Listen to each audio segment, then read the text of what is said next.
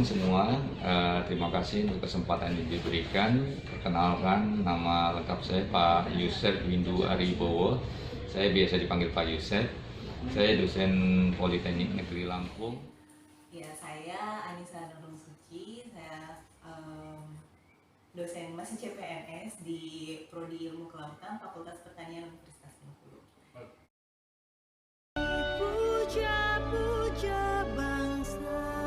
Apa itu Pancasila menurut Bapak? Ya, menurut saya Pancasila itu adalah ideologi negara, dasar negara kita, bagaimana kita berbangsa dan bernegara serta bermasyarakat. Karena bagi saya Pancasila itu ibaratnya rumah itu fondasi. Jadi fondasi bagi bangunan negara kita Indonesia ini yang bermacam suku, agama, ras dan golongan. Jadi bagi saya Pancasila itu adalah pedoman hidup bagi kita semua yang masih mengaku sebagai warga negara Indonesia. Pandangan Bapak terkait dengan apa itu bela negara? Bela negara itu intinya bagaimana?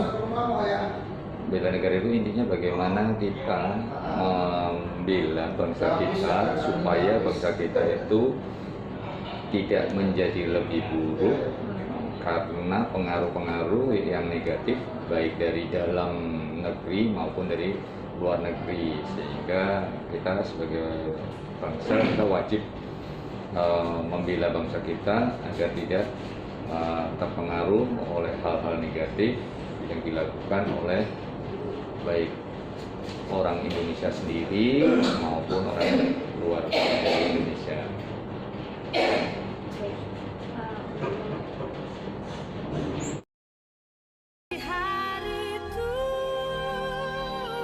Untuk Bapak sendiri, kegiatan apa yang sudah diwujudkan dalam sikap bela negara? Ya, sikap bela negara yang pertama kesetiaan kita kepada negara kita, terus tidak pernah kita melakukan pelanggaran hukum. Kemudian kita juga berkontribusi melalui kehidupan kita, profesi kita yang membuat negara ini tidak menjadi lebih buruk karena saya gitu, tapi justru bagaimana saya bisa berkontribusi untuk bagaimana negara kita ini menjadi lebih baik. Nilai-nilai bela negara tersebut apa sih keterkaitannya dengan peningkatan value kompeten di dalam konteks kita sebagai dosen? Sebagai dosen, mungkin lebih ke pengembangan diri, pengembangan dari kompetensi diri kita. Jadi kan kita sebagai dosen ini pasti akan berhubungan dengan mahasiswa, akan mengajar, dan itu jika kita melakukan peningkatan kompetensi diri, maka itu akan memotivasi orang-orang banyak, dan harapannya mahasiswa yang kita ajar pun dapat termotivasi dengan apa yang telah kita lakukan. Mungkin seperti itu, Mas. Oke, berarti terkait motivasi ya. Jadi nilai bela negara itu bisa meningkatkan motivasi dari kita sebagai dosen. Ya. Oke. Implementasi bela negara kalau sesuai profesi Bapak sebagai dosen itu yang seperti apa? Yang pertama, karena sebagai dosen kita kan bukan hanya mengajar tapi juga mendidik.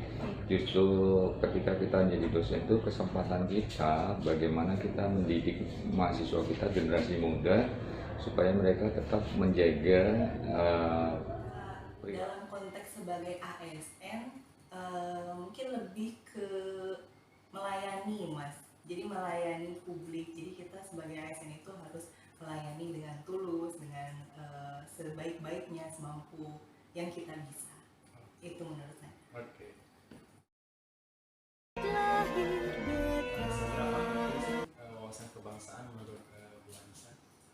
Menurut saya sih penting, sangat penting, terutama untuk menumbuhkan cinta terhadap tanah air, kemudian juga untuk meningkatkan atau memupuk nasionalisme. Jadi kan bisa ada untuk memperkuat di dalam negara ini, jadi memperkuat bangsa juga. Mungkin seperti itu sih kalau misalkan untuk. Bernama Pandapotan Sitorus. Di sini Pandapotan kelahiran tahun berapa? Kelahiran tahun 2002, Bu. Tahun 2002 ya. Kita di sini, Bapak dan Ibu di sini generasi 90-an. Jadi sudah lintas generasi ya. Cara pandang dan cara berpikir mungkin juga agak berbeda antara Bapak Ibu di sini dan Pandapotan. Oke. Di sini ada Bapak Andes dari Universitas Bengkulu, Bapak Adif Jawadi dari Universitas Bengkulu, dan Ibu Yunita dari Politeknik Negeri Lampung. Tadi ketika Mem menghubungi Pandapotan, sudah Mem jelaskan ya bahwa di sini kami ingin mengetahui pandangan Pandapotan tentang kesadaran bela negara dan wawasan Nusantara di generasi anak 2000-an, generasinya Pandapotan. Jadi santai saja, nanti dalam menjawab menjawab pertanyaannya ya. Jadi kita di sini hanya mau tahu aja bagaimana pandangannya. Tidak ada jawaban yang benar maupun yang salah. Oke, Pandapotan? Oke, Mem. Oke, Bapak-Bapak dan Ibu-Ibu, untuk diketahui Pandapotan ini adalah mahasiswa Fakultas Hukum, jurusan Ilmu Hukum semester 2. Boleh silahkan Bapak siapa terlebih dahulu yang ingin menyampaikan pertanyaan?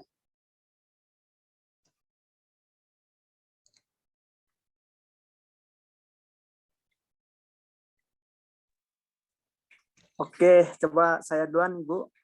Silakan Pak Andes. Oke, Pandapotan. Salam kenal ya. Saya Andes Permadi dari Universitas Bengkulu juga.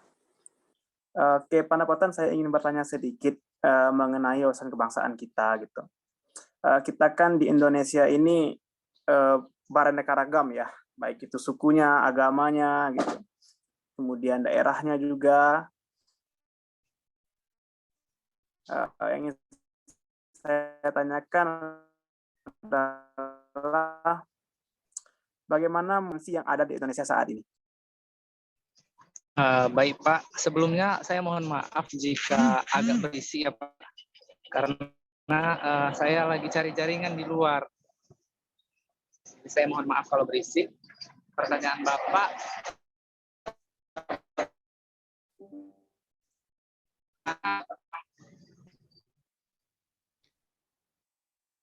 menurut saya toleransi di Indonesia pada saat ini tergantung beberapa daerah.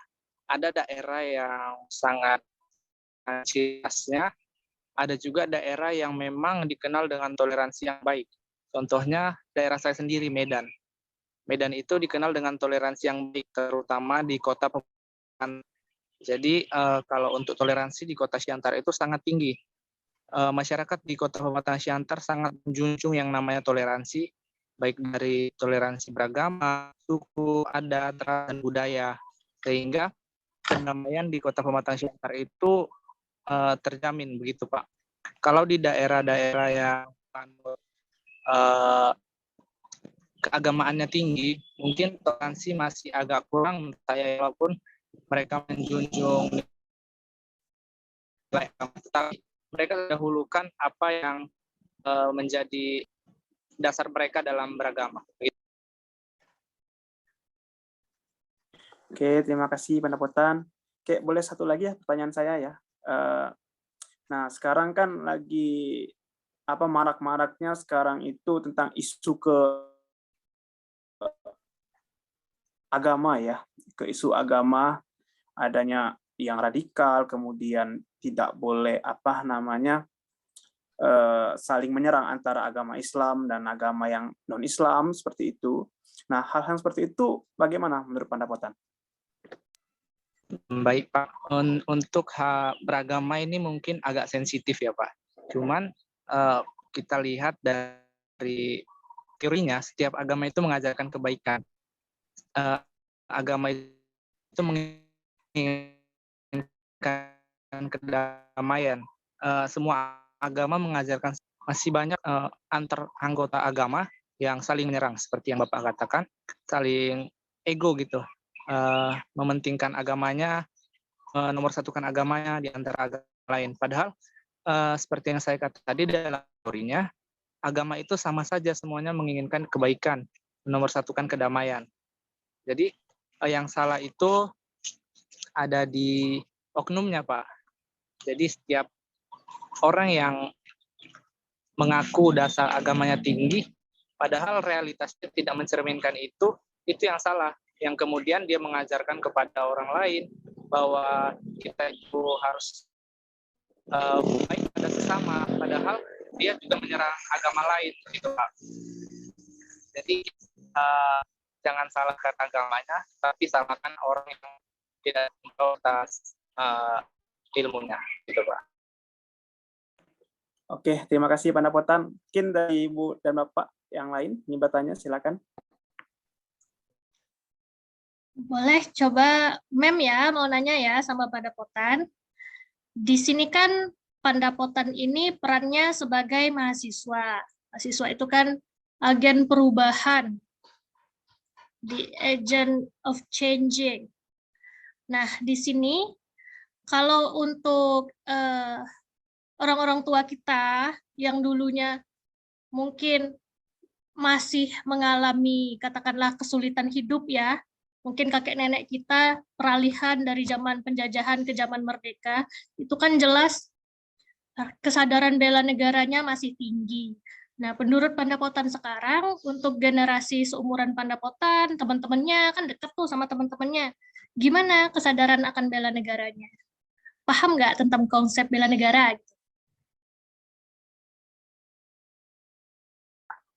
Baik, Mem. Kalau menurut saya pribadi, jelas berbeda. Jelas berbedanya antara kesadaran bela negara di era yang lampau dengan era sekarang. Karena kita memang pada saat ini mengalami perkembangan yang pesat, baik dari segi zaman, teknologi, dan apapun itu serba canggih gitu, Mem. Jadi pasti ada jelas perbedaannya dengan konsep bela negara yang lampau dengan yang sekarang. Contohnya itu di setiap ranah tempat tinggal. Kalau di tempat tinggal saya pada waktu saya masih kecil, gotong royong itu sangat rutin dilakukan. Hampir setiap minggu masyarakat di kompleks saya itu rajin gotong royong untuk membersihkan lingkungan sekitar. Dan Bapak Ibu lainnya mungkin akan melanjutkan diskusi. Terima kasih, selamat siang.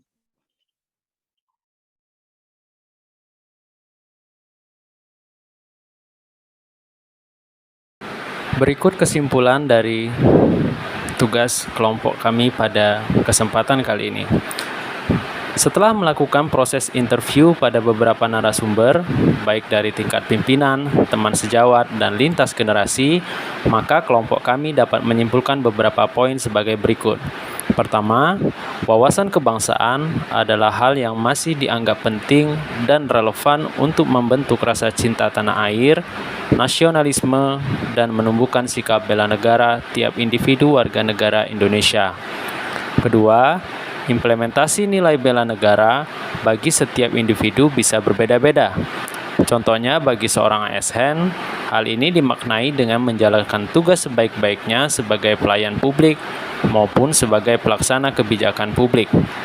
Bagi generasi muda atau milenial, bela negara diimplementasikan dengan menunjukkan sikap taat aturan dan aktif dalam organisasi maupun kegiatan lain yang bermanfaat bagi masyarakat sekitar. Ketiga, isu kontemporer yang banyak dibahas dari para narasumber adalah terkait keterbukaan informasi, kemajuan teknologi yang menimbulkan dampak seperti banyaknya beredar berita hoax, sehingga kemampuan untuk menyaring informasi melalui sumber-sumber yang kredibel sudah sepatutnya diperhatikan oleh semua pengguna media sosial sebelum menyebarkan informasi ke orang lain. Terima kasih.